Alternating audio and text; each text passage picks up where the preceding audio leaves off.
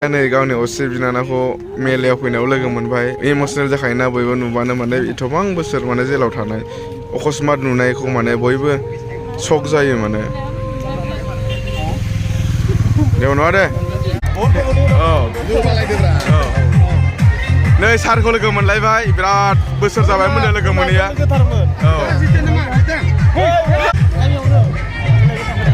खुलुमबाय रायजोफोर दायो थांनो ओंखारदों सिंग्रि मेला इनिफ्राय जों सोर सोर थांगोन एसे नायनानै ला नै रायजोफोर ओमफ्राय नै बिथिं दङ जोंना सार दं एन बेरेमा सार ओमफ्राय आदै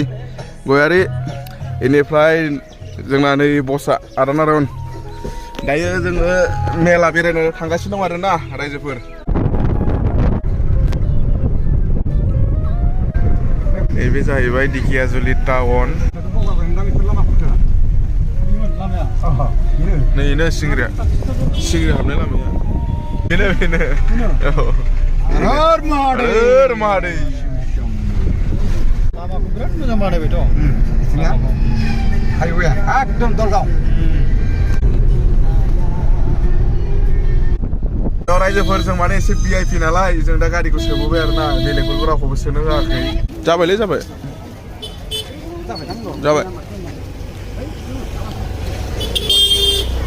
मोनफैबाय दा आदै सबाय मोजां सफैबाय साराथ' बिराद गोबाव जाबायमोन ना नुयैया सारखौबो न'आव बरिं जाबाय थानायखाय लाना फैबाय बेरायनो सिंग्रि मेलायावहाय दा जेसेबांनो मोनागोन एसेबांनो बिराद मानसि जागोन आरोना रायजोफोर पुरा भिर जागोन आरोना बेयावहाय खर'जों खर'ल' नुखायो आरोना रायजोफोर थारसिगोन मन्दिरखौ बारा गोजान गैथारला जोंना सारा आन्दायलायदों माने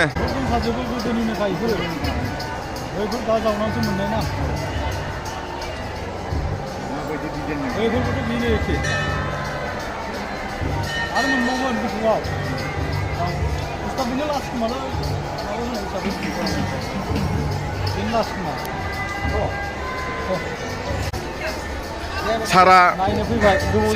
जेलावनो 11 बोसोर जाबाय माने जायगाफोरखौ आन्दायफैजोब्बाय आरोना गोदान जाजोब्बाय बेनो जाहैबाय गुप्तेश्वर बाबा धाम सिंग्रि बेयाव खासेव नुयो लेथ्राथार जायगायावनो जावना मोनजोबनाय बे जायगायावनो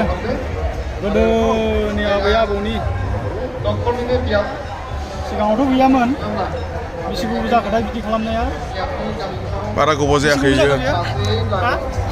बेसे गोबाव जाखो बोसोरसे जाबाय जावना मोननाया देग्लायसो होखादों नामा बेखौ देग्लायसो बेयाव दोनदों फार्स्ट टाइमाव मोनबाय ना दंबावो आरो मोनबावगोन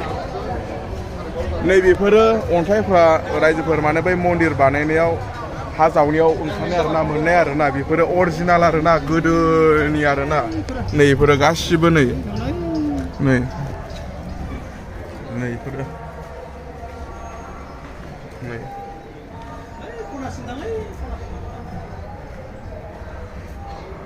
जोङो दायो मन्दिरखौ नायखांबाय बिनि उनावहाय जों दा मेला बेरायनोसै आरोना मेला नै मेला बेरायनोसै ना आदै जों दा आरामसे बेरायनोसै दा मन्दिराव थांखांबाय जों मेला एबारो जोङो मेला बेरायनोसै मेलायाव मा मा ओंखारदों मा दं मा गैया गासिखौबो नोंथांमोननो नैबे ब्लगनि गेजेरजों देखायजोबगोन आरोना रायजोफोर नै सारखौ सिनायनाय लोगो मोनदों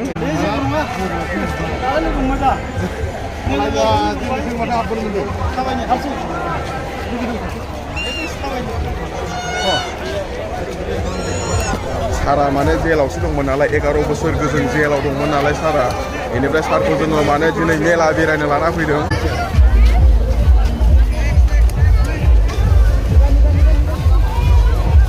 बिराद हाद्रिलै रायजोफोर एकदम माने गुफुर लाजोब्बाय जोंना सारा मास्क लासिगोन दायो मास्क गोदान बायबाय हाद्रिया अफाद्राय सारना दे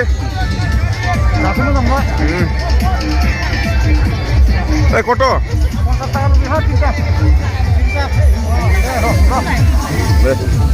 आंबो मोनसे लाबाय नै मोनाबाय दे रायजोफोर मोनाबाय दा मोनानि भिउसखौ एसे देखायसैलाय नोंथांमोननो नै सारखौ लोगो हमदों दै लोगो हमदों नै सारखौ सारनि गोदोनि लोगोफोर बिसोरो दा सारखौ लोगो हमदों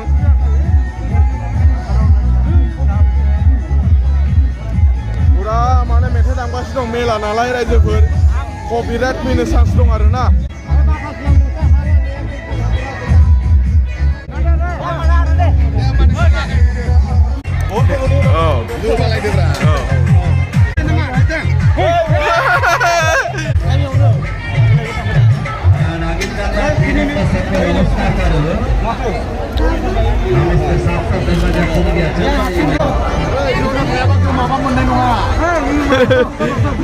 tuh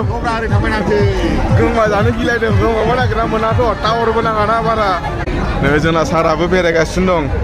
सार बेरायना बोरै मोनखो सारा नै मेलायावहाय फैनानै बाथोन देग्रा बायबाय सारा बेखौ लासिगोन लानो नागिरदों ओइ मालाबाफोर नांगौबा सोरनोबा औ मोजां जिनिस थोरसिबो दङ थोरसिबो दं नै दंफांनि ना दंफांनि सिगुन दंफांनि नै बेबो खुरै नैबे खुरै औ लांफैनो हागोन कन्टेक्ट लानो हागोन बाजिबा कन्टेक्ट नाम्बारा बेसेबां बाजिना माबा 60022728587 अबेनि बाजै आङो माबानि अदालबारिनि मा जायगा बालिगाव आयनाजुलि हग्राजुलिनि आरोना बाजैमोना नोंथांमोना नांगौबा बिहरनो हागोन नै दंफांनि गोजान थबसि दै बेयो बाथोन देग्रा बे बाथोन देग्रा थबसि सिगुन दंफां गोजा आरोना ओमफ्राय जोंना सारा लाबाय नै जोंना एन बेरेमा सार बिष्णु नार्जारि सारा लाबाय 400 हरबाय मोजां बिराद मोजां नै रायजोफोर नांगौबा कन्टेक्ट खालामनो हागोन नोंथांमोना नाम्बारखौ मोनखाबाय बहुत खमथ' औ बे आं लागोन औ लानांगौ मोजां जायो अनेक मानसिफ्रा बुङो बाथोन देनानै जानाय मानसियानो गावनि मानसियानो मावदों खस्थ' खालामदों बयबो हेल्प होलायबाय बिसोरबो न'खराव मोजां जागोन बयबो हेल्प होलायनांगौ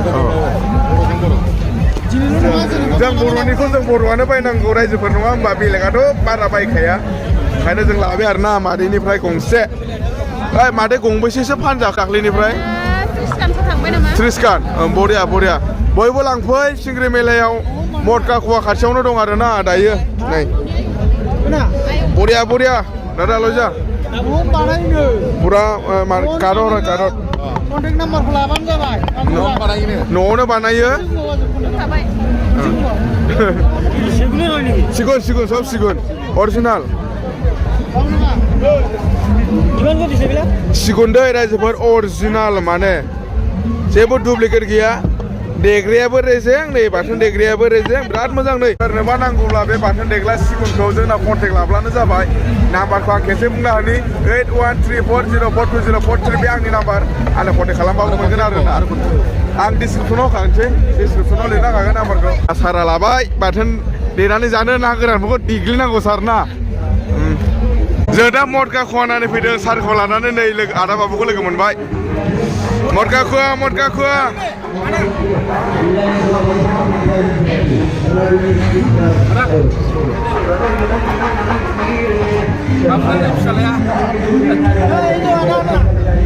बाबु होनबाय थानायलाय बाबुआ आदा बाबुआ दहाय नागिरबाय थादोंमोन नोंखौ औ जों दा मटका खुवा नायनो फैदों मटका खुवा जों दा ज' नायनोसै नै माथो नारलायनांगौसोलै बाइकआ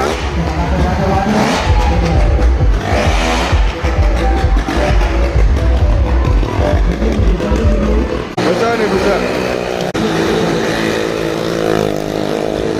लांबाय लागाय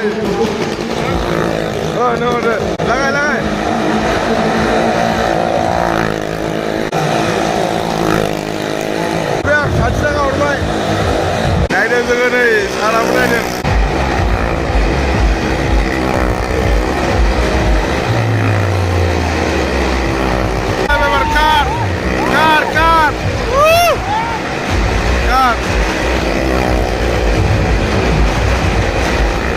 कार सालायबाय कार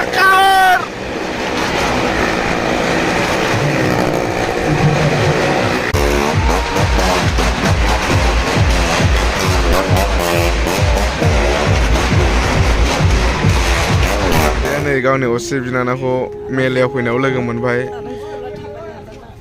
असे बिनानावनो इमसनेल जाखायोना बयबो नुबानो माने एथबां बोसोर माने जेलाव थानाय अकस्मात नुनायखौ माने बयबो शक जायो माने जेबो नङा दे दे जेबो नङा दे उनाव मोजां लोगो मोनलांगोन दे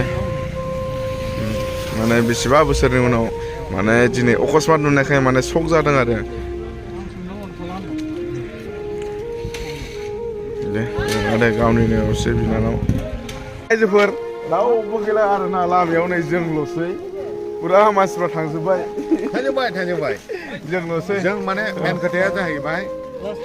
लास्ट माबा हिसाबै सोरबाफोर माबाफोर उसुबिदा दं नामा अबेबा गोलैना दं नामा जों बेखौ नायनानै जों दा थांगासिनो जोबथा माने जेबो प्रब्लेम गैया मोजाङै मोजां जोंनो लास्ट इसोरा मोजां खालामलांबाय जय बाबा भलेनाथनि होमबा बेनोमोन दिनैनि ब्लगा मेला फैनाया दा जोबोर एसेनोसै गोजोन्थों बाय बाय